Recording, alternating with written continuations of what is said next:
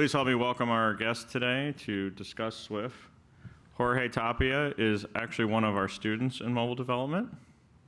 I'm also joined by Josh Shroyer, who is an associate course director in mobile development. So we're going to be discussing Swift, the language for developing iOS apps, a little bit of how it developed, challenges of developing, advantages you might receive from using Swift, some of the tooling. We'll try to balance a real technical talk with more high-level ideas for beginners, and then take your questions.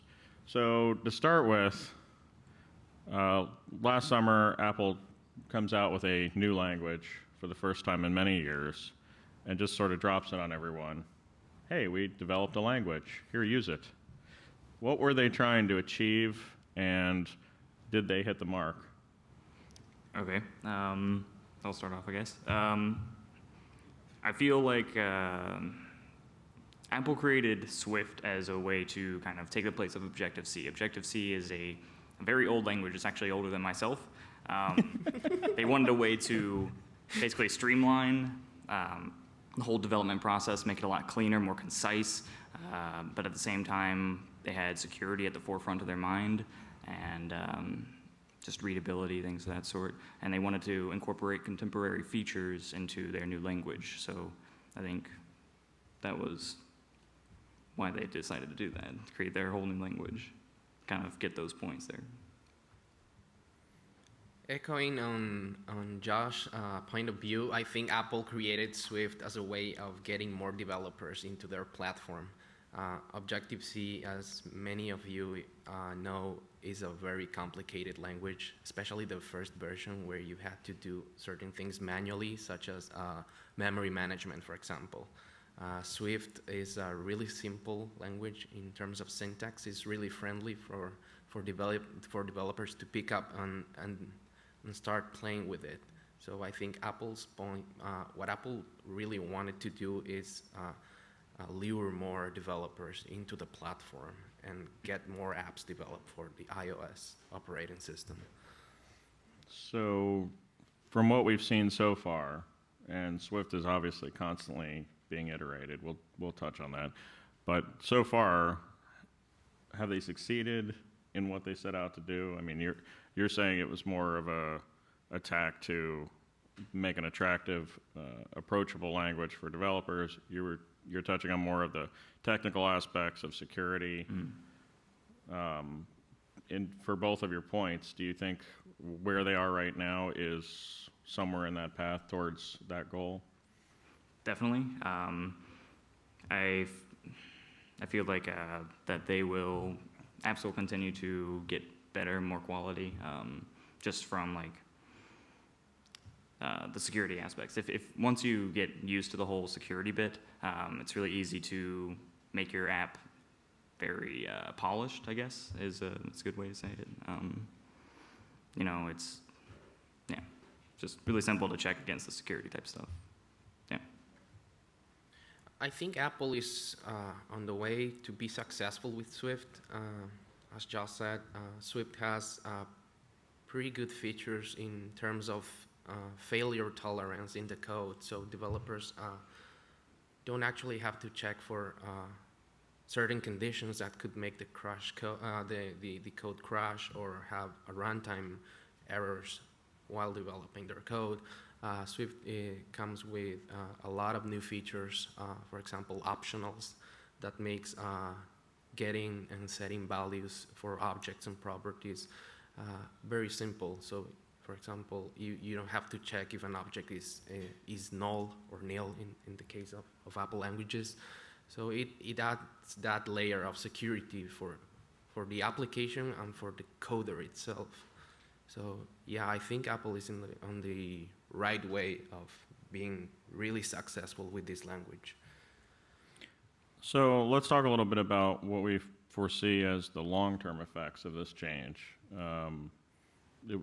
I did a panel yesterday on wearables. It was mentioned by one of the panelists that they expect Objective-C to be gone in 24 months.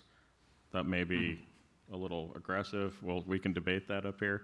But what do we think is that timeline between the old language and the new language? Let's start there. I mean, where's Objective-C fit now, especially if you're sitting in the audience and you're going to learn iOS development? Like, now you have to learn 2 languages, or how would you approach that if you're now starting and you just open Xcode this morning based on this presentation? Because we are inspiring thousands. Okay, so wait, could you repeat that, or just the last bit? Where's Objective-C fit? Oh, right. Where's that learning curve now, as far as how long is Objective-C relevant, and where does it fit in this whole mix now? Okay, Objective-C, like everything has been built on Objective-C for the past 20 years, especially in relation to iOS development and Mac development. So it's definitely very present in the industry. It's not going to go away, I don't think, that quickly in like a 24-month span. Definitely we're trying to make a transition over to Swift, as it's a lot cleaner and faster and just all around better. You get more features, things of that sort. But I think it's still very important to look at Objective-C, at least have some semblance of an idea of what Objective-C is, because more than likely you're still going to be working with it. I also think that Objective-C is gonna be for a while. It's not gonna disappear in 24 months. I don't agree with that. Many of the apps, as Josh said, are already built with Objective-C, especially in the enterprise, enterprise section. Like enterprise apps are coded and maintained by hundreds of developers in some cases, and they are written in Objective-C. So I don't see it that fast to transition into Swift, because the legacy code, especially for enterprise applications, is still gonna be there. Even if they want to do the jump to Swift, they need people that have knowledge on the Objective-C language so they can do the port. Like some of your experience, I mean, we were talking yesterday about your banking applications they're used. Was it Panama? Was it? Yeah. And in Panama, like something like that. Do you see any timeline for that being a Swift app, or is that just going to be Objective-C that the banks are using? That it's code you've given them in Objective-C, and they're going to maintain it that way for years. I think in the case of a bank, they're gonna maintain the Objective-C code base. They actually have some systems still running in COBOL to perform. That's a very old language, by the way, COBOL. Yeah. I actually learned COBOL in college. Yeah. That's how old that is. So they tend, large institutions tend to keep their code base and their programs because they don't feel the need to upgrade. They work well, they perform well in their servers.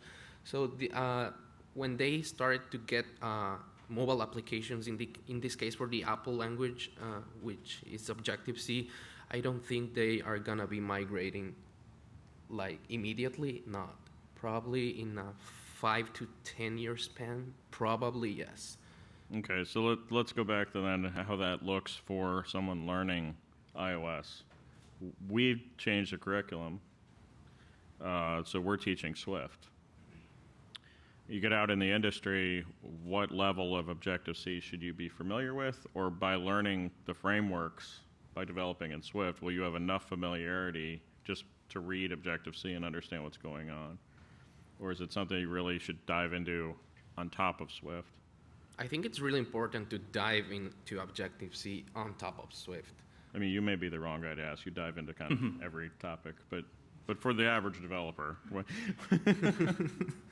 For the average developer, well, learning the Swift language is important, and of course, learning the Cocoa frameworks like UIKit, the basic ones, UIKit foundation frameworks, maybe AV foundations, and knowing how they work and the classes that make these frameworks, it's very important. The classes and the frameworks are the same for both Swift and Objective-C.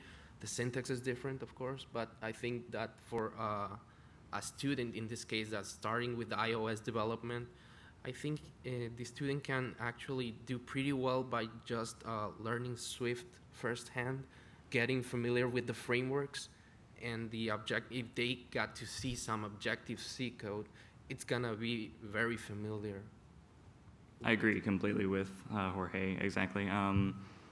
As you know, as a teacher teaching Swift, for the past few months, what I have seen is it's much easier for the students to pick up Swift than it was for Objective-C. Objective-C syntax, sometimes they'll see it and their minds explode, right? They're just like, oh my God, there's these brackets everywhere, don't really know what's going on. But the Swift language is pretty straightforward, it shares a lot of commonalities to other languages, so it's pretty easy to make that transition. But how transferable is that knowledge? Like, would you expect some of your students that are picking up Swift well, if you then show them Objective-C, are they able to follow it, or is it? They'll be very confused at first. They'll look at it and like... Even though they now understand something like UIKit? Mm-hmm. Yeah. I mean, granted, they'll understand like how things work with one another, how the actual frameworks work, and how to build like a table view or something like that. But looking at the syntax alone will just be a little confusing. That's going to be like the biggest hurdle for Objective-C coming from Swift. Is once you've learned Swift, like you'll understand how to make applications, and that's good and all, but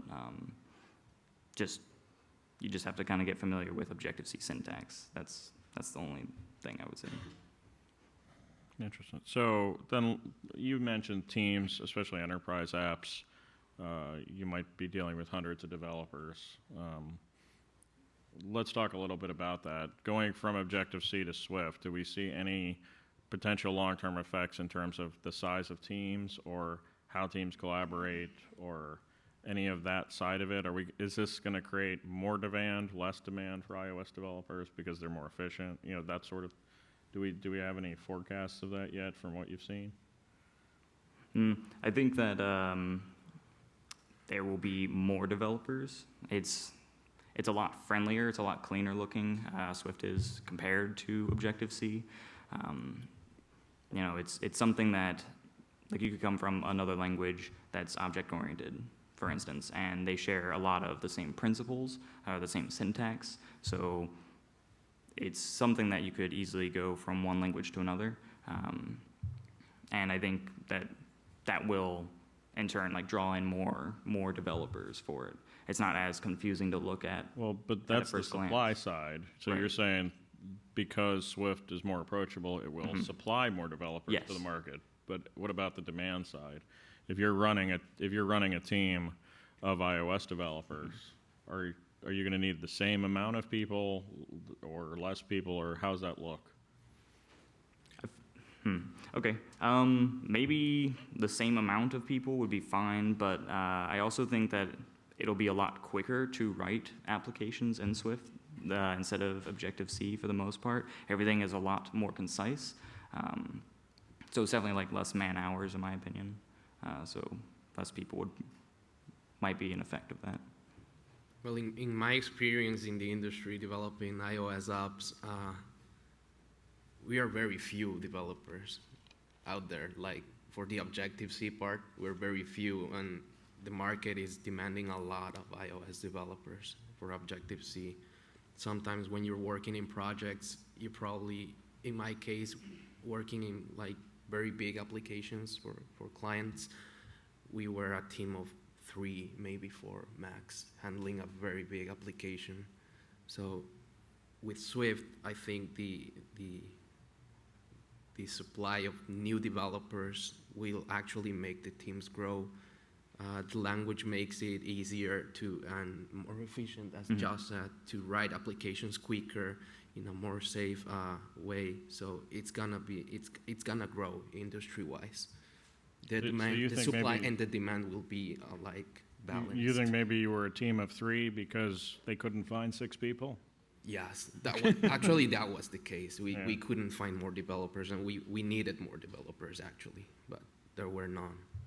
Interesting. So let's switch over to the actual output of this language. I mean, Swift is Swift, Objective-C. At some point, a lot of people are going to listen to this and say, well, whatever, what's actually being made? So the apps that result in this, whether it's, you know, the iPhone, iPad apps, whether it's the new WatchKit stuff, what do we see that we might expect because of the shift to Swift? Or are we going to see better quality apps, more apps, and a lot of garbage? I mean, what what are we expecting because Swift is now going to start to catch on with the development community? Okay, I agree to the more apps and better apps because, like I had mentioned earlier, in Swift, security is at the forefront of their mind, right? Once you understand optionals and how everything works together, it's a pretty nice way to just like check things for runtime errors and things of that sort. It's a really good way to make sure that your application won't crash under like any circumstance for the most part. And if you're dealing with a type that isn't optional, like it'll never be like a nil or null, so you won't run into that. That's like the better polished type. And then the more apps, yes, because it's a simpler language also. So I think, like we had also discussed before, like, with the amount of developers that we'll be receiving, we'll have more applications, both for the wearables market and, iOS. I do agree. More apps are gonna be coming to the App Store, of course. Talking about garbage apps, I don't see that growing that much. You don't see a growing market for garbage apps? That's good. Good. That's encouraging. Most of it because Apple is very strict in their when reviewing apps. Like they realize that there are enough like Kama Sutra apps or fart apps or I don't know burp apps. So you're not gonna be able to put an app of that type in the App Store anymore. Well, there's still a lot to do regarding the Apple review process of apps and actually getting quality content in the App Store for users to download and consume. But yeah, there definitely gonna be more apps in the App Store due to the Swift being so more approachable and friendlier for developers. So we're going to get into a little bit of the comparing to other languages, but before we do, one of the things about Swift, because it is more approachable, is it sort of directly competes with cross-platform tools now. So, like we always taught JavaScript in the program, it's a simpler first language. How do you see the market shaping for these cross-platform tools, Xamarin, Titanium, etc. Now that Apple's kind of lowering the at least syntax bar to understand what's going on in Apple, do you think there'll be any effect on any of those tools? Personally, no, not so much. I think a lot of businesses are still interested in getting more bang for the buck. So if they want to deploy to multiple devices, they're most likely going to use some cross-platform IDE like Titanium or something of that sort. Even though Swift is very nice and it is very approachable, I think cross-platforming is still going to be very present. That's just my opinion. I mean, some developers, obviously, they want to make applications that are more geared towards the device that they're building towards, in which case, yeah, go ahead, build it natively, build it using Swift, and then, do the Android counterpart. But, yeah. I think cross-platform development is not going to be affected in a point where it's going to disappear or be opaqued by Swift. Obviously, native developers for Apple language, for the Apple platform now that Swift's out, it's gonna be bigger, of course, but yeah, cross-platforms, it actually depends on the type of application you're trying to get out. Like if you actually need a specific type of application that uses phone capabilities that are beyond the scope of cross-platform solutions, like using the very specific sensors in the iPhone or in WatchKit, for example, things like, for example, using location, GPS location in the background or running background tasks in different threads. That's something that's really hard to do with cross-platform tools. You actually don't get it out of the box. So if you want to get that type of functionality, you usually write plugins in the native language of the platform you want to deploy the apps on. So it depends on the application you're trying to build. So let's talk a little bit about coming from other languages, and then we'll get back to just learning this from scratch. But both of you have experience in C++, Java. We didn't mention Josh is a graduate of the game development degree. Yeah. And so coming from that side, what were some of the challenges you ran into as far as picking up Swift, understanding how it thought, and then how the tools may have helped or not helped that cause? Talk about that process of there's going to be game grads that want to go into Swift for whatever reason, probably to make games native in Swift. What are they going to be up against? For the most part, coming from like a C++ background where you had to do everything yourself, and the language wasn't very kind to you, and it was very brutal, and you had to manage all the memory yourself and just do literally everything. Swift is very nice. Transitioning over to that, I was like, is this real? Is this actually happening? I'm actually doing the same things I would do in C++, but so much simpler, so much easier. Yeah, that was great. The only thing that was a little odd to me were the optionals, right? That's something that's very new to Swift. It's kind of taking the place of pointers, if anybody's familiar with that, I don't know. But pointers in C++ like pointed to some memory address and then could be nil or null or some actual value.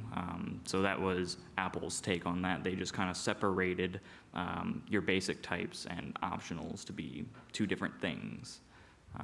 So whenever you're dealing with a non-optional, it's never, it always has a value. It's never not nil. Never not. Well, it's never nil. Yeah, that's what I mean. It's never nil. It always has a value. So that's what makes it quicker as well.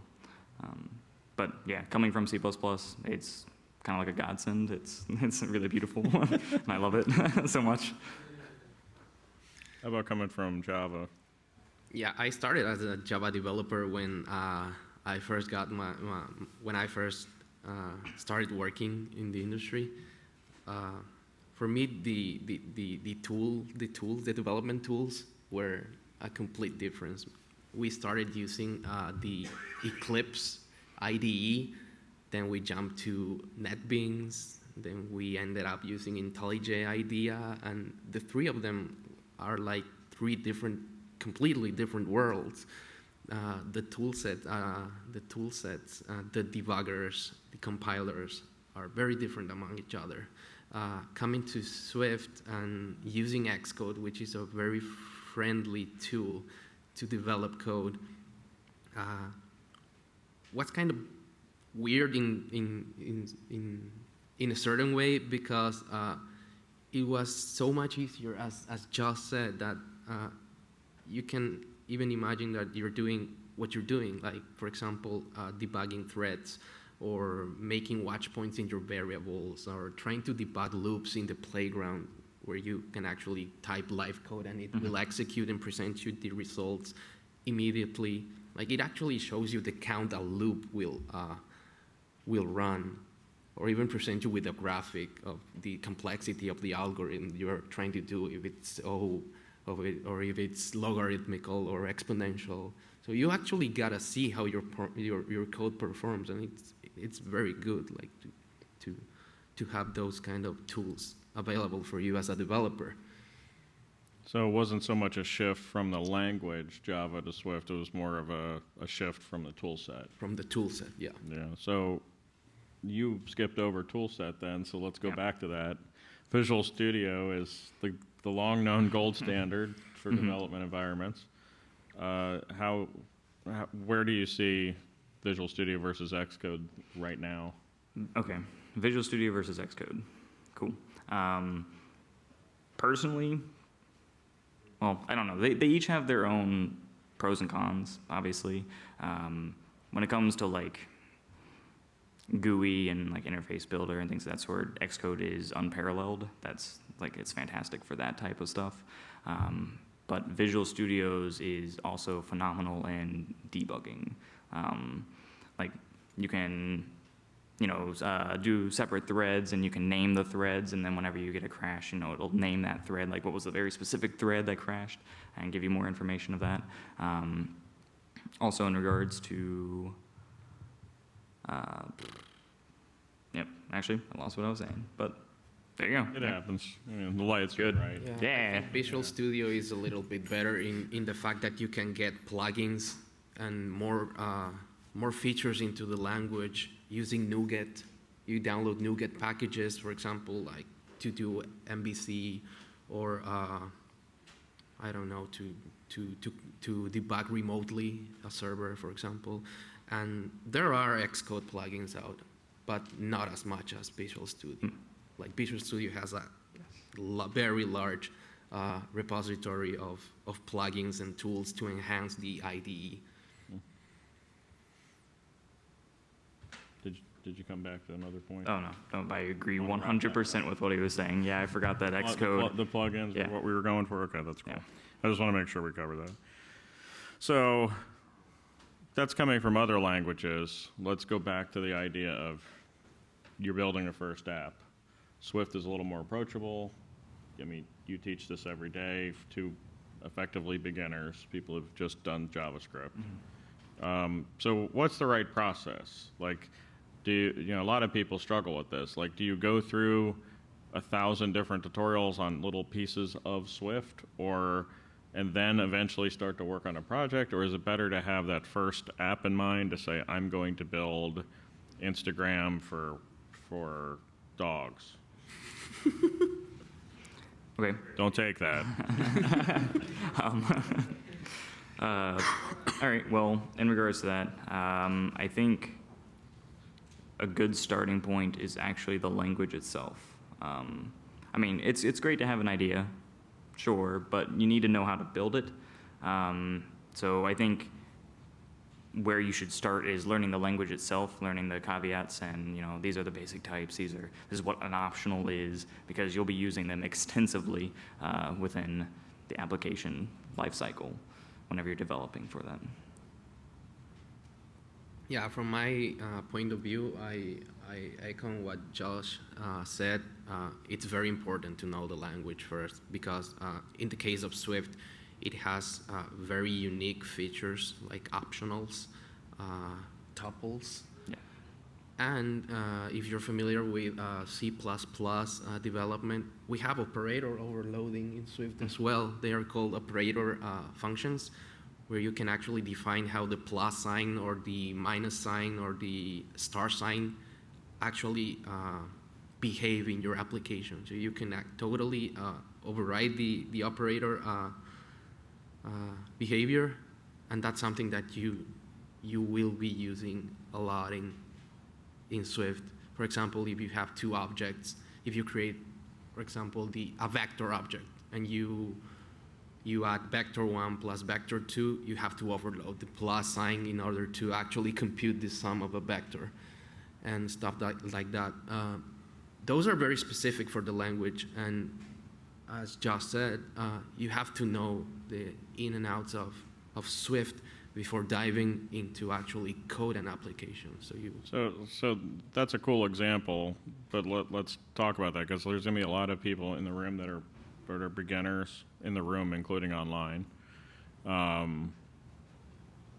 So how, it's the same problem as learning another spoken language, right? How do you both said learn the language first. Well, how do you learn a language? Like, you would never get to a point of saying, I think I'm going to add vectors today. So what's that process look like to a beginner that, in Swift, to say, what do you really need to know first? Is it just download the Swift book in iBooks and just read it? Or like, what do you feel like is the best practices for that beginner to learn the language before they dive into a project? Okay, I definitely think picking up a book on Swift is the right thing to do. I mean, I do most of my learning through textbooks myself, actually. But I think coming from like a super beginner level, you should maybe start with just like, I want to add 3 numbers together, you know? So figure out the syntax of how to add 3 numbers together, sort into some variable, maybe print, you know, make a function, do, you know, some sort of iteration, like looping, things of that sort, just like all these basic things. I mean, you can also find really great tutorials online and things of that sort, but yeah, I think from a super beginner standpoint, you should just start with that. Just things a calculator can do. Yeah, yeah. From my point of view, I'd recommend like playgrounds, Xcode playgrounds are gonna be your best friends to learn Swift. Either if We'll talk about playgrounds because I don't think everyone's going to know what you mean. So talk a little bit about playgrounds and how that works in the process. Sure. So with the introduction of the Swift language, Apple made a new feature into Xcode, the tool used to develop for the iOS platform. This is called Playgrounds. Playground is basically a mini version of an application project where you have a single screen where you edit code. And while you are editing that code, you're actually seeing what's happening with that code executing in real time. Like for example, if you type var a, which is declaring a variable a, you will see that variable in a column next to the code, and you will see the value it has. And if you go to write the next line of code and say a plus 1, you will see the value of a plus 1 actually popping out in your screen.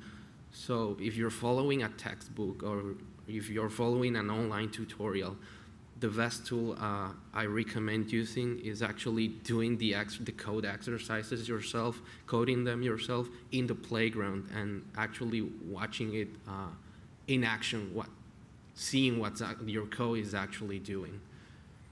So where's Playgrounds currently in terms of its development? I mean, it was a new tool. It's a great idea.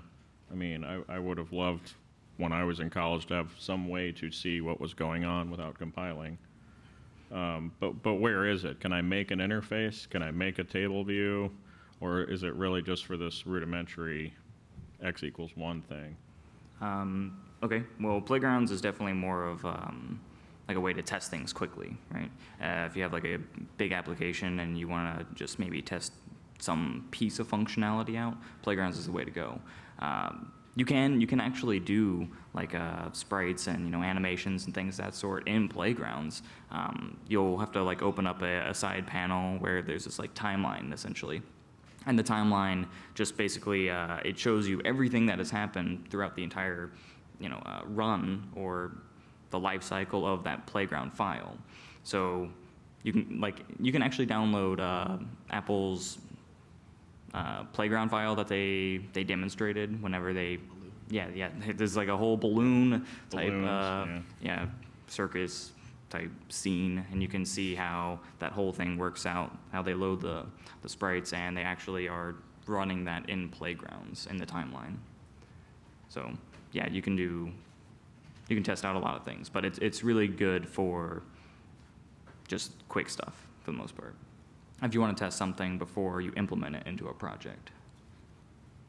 Yes, in my opinion, I do use a lot of Playgrounds, for example, when I'm writing functions that have to perform certain type of calculation.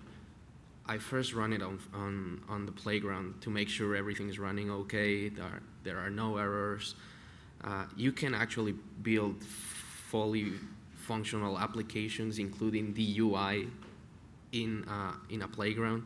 That's something for beginners, I definitely don't recommend doing it because you'll have to code the UI yourself in code instead of using, for example, Interface Builder, which is the tool that you actually drag and drop components of your app. For example, you drag an image view, you drag a button, and you lay it out in the way you like it.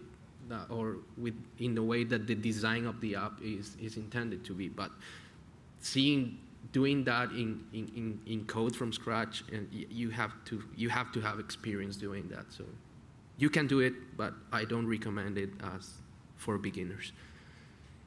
So, Josh, talk a little bit about the specific challenges of teaching or enhancements in teaching. Because you taught Objective-C for us, and then I asked that we switch to Swift. Talk a little bit about that, what you're seeing from students, and just things you've gleaned from teaching the new language with or without Playground. Okay. You just mean in terms of like how quickly they pick it up and things of that sort? Yeah. Like what do you see that students are benefiting? Or you said they had an easier time with the language, like the syntax, but the rest of the whole process. I mean, we're getting further now with students in entry-level classes. You know, talk a little bit about your experience with what you've seen in those first few months teaching Swift. Okay. I definitely think that it is more right. It is easier for the students to pick up. Right. It's a lot nicer to read, and it just makes a little bit more sense than Objective-C's very verbose way of doing things. That aside, I think that because of that, the quality and what we can expect from the students is actually raised a bit, since it makes it so simple to do things. Is there a downside in terms of, I mean, it'd be easy to listen to that and say that's the better way, and it fits our program based on what we need to hit in mobile development. But what are they not picking up by not learning C++, for instance? Is there stuff, whether it's computer science topics or other things, that if you learn Swift as your first major compiled language, you might not understand when you go back the other way to Swift or to C++ or Java? Probably just mainly the whole optionals pointers bit. I mean, coming from like C++, we have pointers. Swift has optionals, and while they act very similarly, they're not exactly the same. A person working in Swift won't think about an optional as being something that points to some memory location, right? So,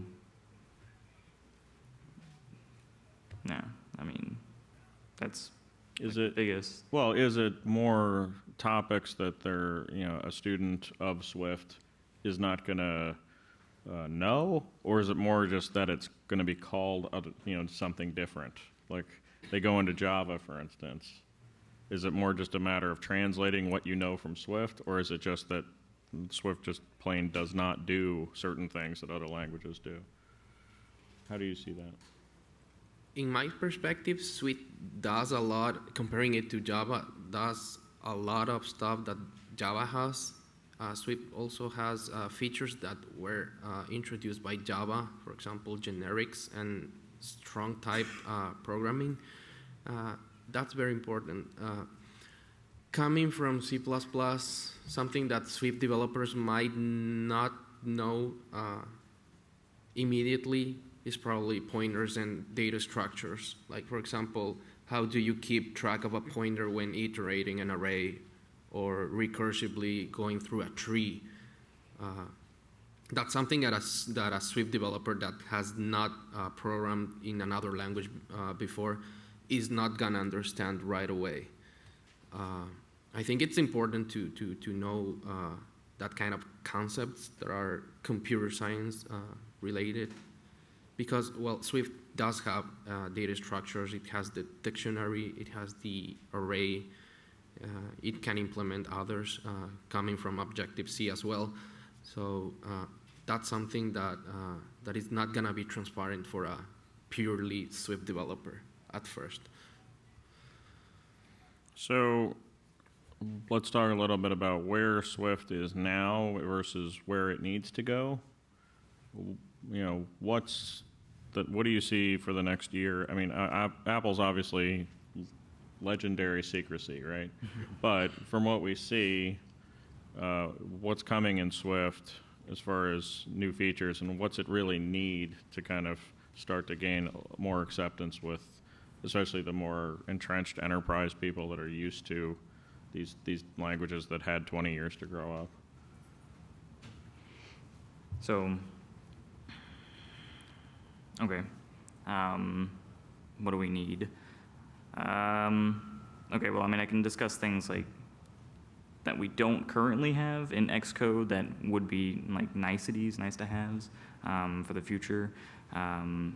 In regards to like the Swift language, in Xcode you can't refactor the Swift code, so you can't, just like select a block of code and, I want to refactor this and make this its own function instead, because I wrote it out, but I think it needs to go into a function because I'm going to be reusing it multiple places. You can't do that in Xcode with Swift. You'll actually get an alert and says, nope, can't do this for Swift. You can only do it in Objective-C or C. So that's a downside. So hopefully they fix that soon.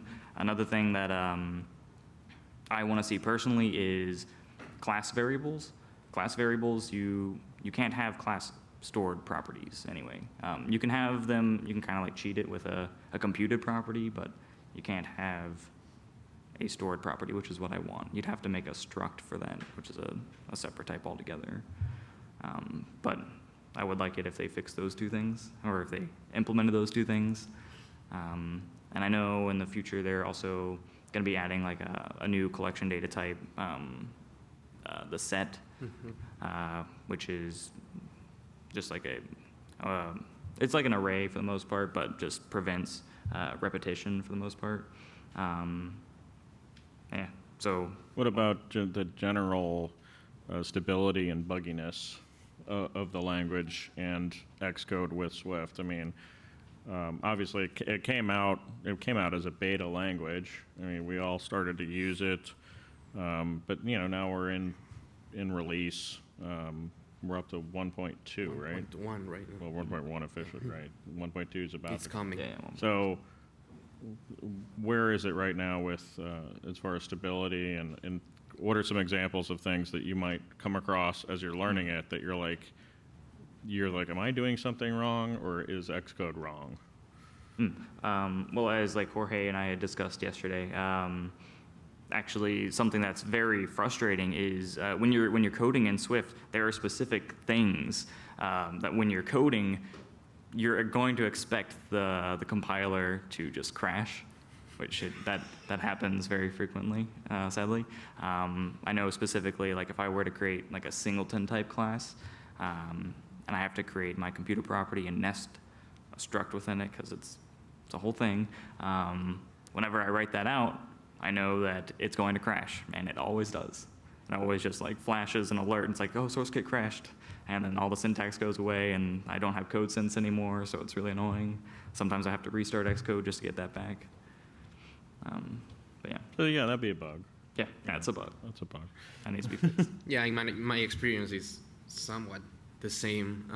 There are particular lines of code, for example, if you execute in the playground, that it would completely destroy the LLVM compiler. LLVM is the compiler used to actually compile Swift code.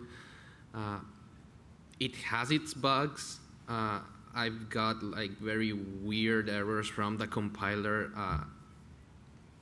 that shouldn't be there. So it has its bugs that, as every new product has. It's been evolving a lot since like the first release of Swift was really painful to get my hands on and actually trying to port Objective-C applications into Swift. Like I ran into all kind of errors, especially from the compiler itself. And not having refactor is very annoying. It's still very annoying. I don't know if it's coming any soon. The Swift team has a blog where they discuss what they're gonna bring into the table in the next releases. I know that access control is one of them. So, Josh, you will have your class properties and methods soon. You'll have you can actually do true objective or oriented programming with access control. And yeah, it's getting better. But those are like the main features that we as developers want to see soon in both Xcode and the Swift language. So then how would a student developer or someone trying to get into Swift that maybe even has experience, how do you keep up with that? What are the resources that someone who would like to stay up on Swift, is there a central place Apple's put this information for people? Well, I mean, Apple had, whenever they released the Apple language, or the Swift language, they released the Swift programming guide. And it's free to everybody, so you can just download that and you can start looking through what Swift has. So thanks, Apple. That's nice. Yeah, so the best resource for beginners and for experienced developers as well is reading Apple's documentation. I recommend going to developer.apple.com/Swift. All the documentation of the language is there. There's a link to the language guide, which you can either download via iBooks for free or PDF format. They also have the online version of it, so if you're the kind of guy that just goes through the HTML page looking for something specific on the language, you will find it there. They have code examples. They have playgrounds you can download and play with. But yeah, like Apple official, Apple developer official website on Swift is the best place to go. Any other last thoughts on Swift before we take questions? Any last thoughts? I mean, you guys should definitely try out Swift. It's really nice. It's fun. I really enjoy programming in it on a day-to-day basis. So if programming iOS applications is something that you might be interested in, or maybe like the new WatchKit applications, definitely take a look at Swift. It'll be a nice segue into that world instead of like Objective-C or something. It'd be a lot easier for you guys to consume and to produce using. Well, my final thoughts on Swift is, yeah, go ahead, download Xcode, start doing the playgrounds. It's really easy right now to get your hands on and actually start building apps. I actually wanted to show you the difference on how you actually make pop up an alert in Objective-C versus how it looks in Swift. So if we can get this screen, please. This is the code in Objective-C that makes a pop-up appear in your iPhone or iPad screen. As you can notice, the Objective-C syntax uses this bracket syntax to make method calls. It kind of looks really creepy if you've seen like code with other languages like JavaScript or Java. But this same code looks like this in Swift. It uses dot syntax notation that many of you are very familiar with. Everything is really clear. For example, the title of the alert box, the message you're incorporating in it, and the functions, the class syntax is much cleaner. And that code actually produces this. So go ahead, grab the tool, start playing with it. It's a really nice language. I think you'll find it really enjoyable to start playing with. And we'll take questions now, and he can make that example available to any of you who are interested in looking at it, just to get started. Any questions? I know it's early, especially for developers.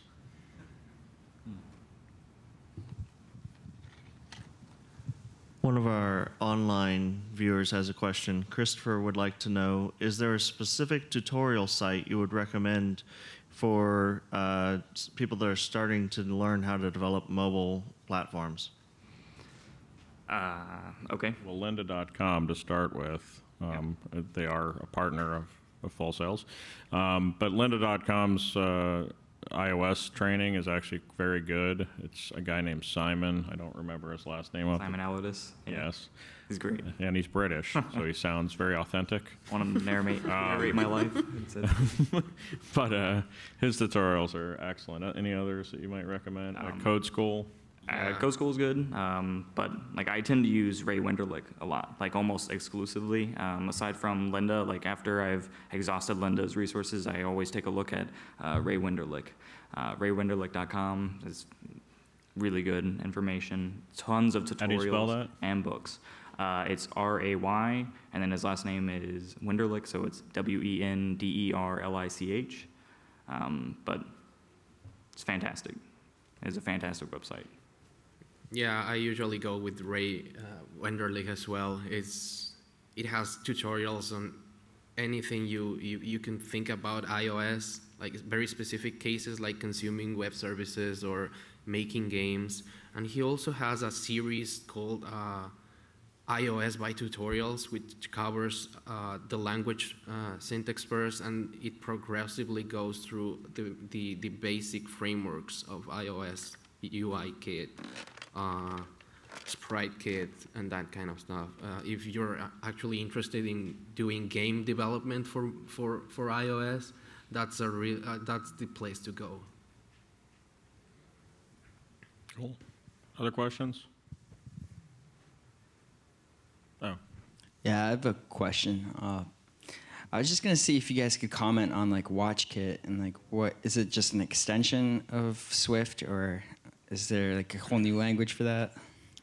Nope, it's not a whole new language. Whenever you're building a WatchKit app, it's kind of like iOS 8 introduced like extension types for your application. So like you can have a keyboard extension or a share extension or an action extension, one of those type of extensions. It's similar to that. Whenever you're in the Xcode IDE, you just build an application like normal, because a WatchKit application actually doesn't run on the watch. It runs on your iPhone. It runs on your phone, and then it just kind of like transfers the data over to the WatchKit via an extension. So you would, within the actual IDE, whenever you've built your project, you go up to the top, there's like editor, and then you can add a target. WatchKit app is one of those targets. And then it'll already set you up with like an interface for you to start building those WatchKit apps. Yeah, but same language, same tools. The same language and the same tools. So you just transfer your knowledge of iOS applications into it, and you'll be just fine.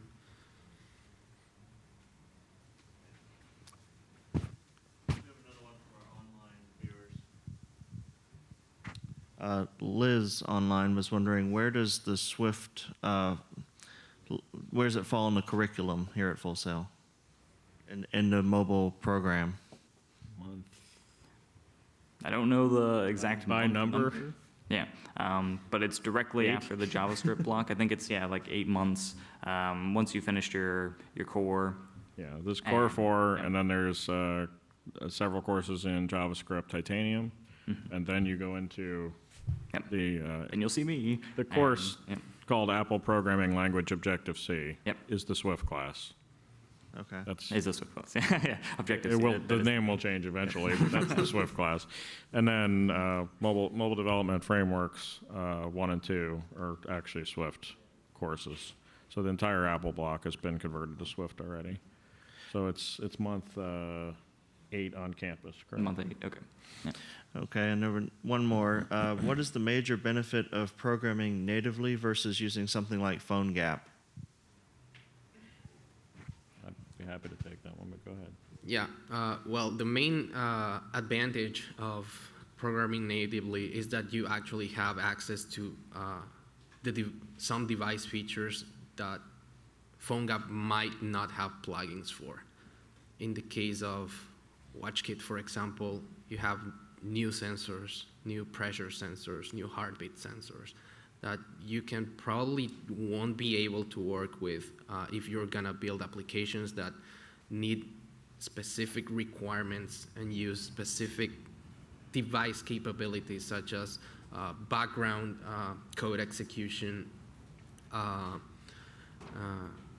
For example, transmitting GPS in coordinates while the app is running in the background is something that it might be possible in PhoneGap if you write the native extension, but if not, native is the only way to go. So it depends on the app you're trying to build, but those are the main points where you would choose native versus solutions like PhoneGap or Sencha or Titanium. Yeah, and that's kind of been something that you can see even in the last like 2 years, that the platforms are getting more specific. UIKit, to translate that to the Android side, I mean, at some point it's a table and buttons, and it makes sense for a cross-platform app like a Titanium to be able to do both sides. But then you get into things like HealthKit or Apple Pay or CarPlay versus Android Auto. What? Touch ID. Yeah, Touch ID. You get into things that now, if you're a cross-platform tool maker, you have to decide, okay, well, what are we going to do here? Are we going to just support the Apple side also? We're going to just keep building. You're going to end up with a cross-platform tool that has to now support specific areas in both platforms. So I think it's an interesting thing. Like, if you talk to a lot of my former clients, I still keep in touch with, and they go through this a lot with, should we build cross-platform? Because clients always want things cheaper.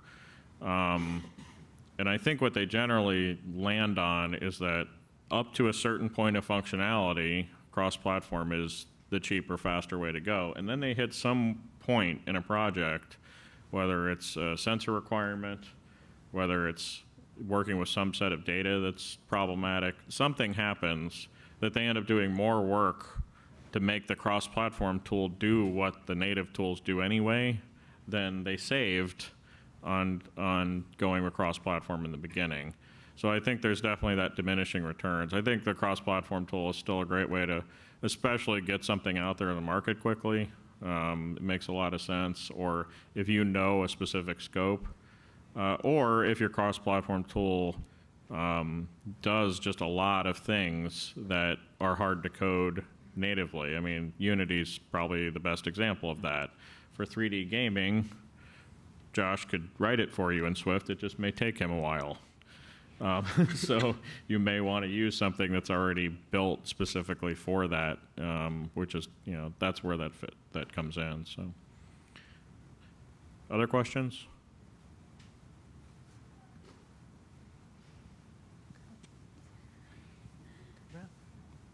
From online, from this guy, Miss Yankees fan, yes.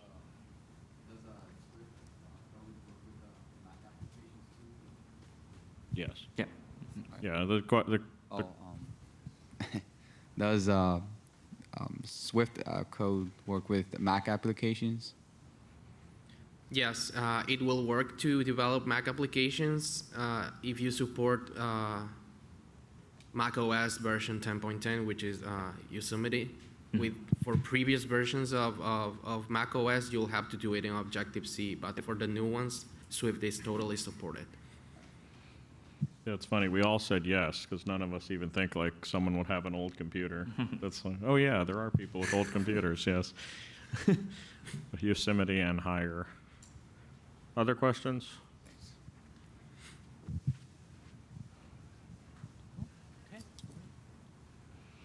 All right. Well, thank you all for joining us today, and have a great day at Hall of Fame. See you later.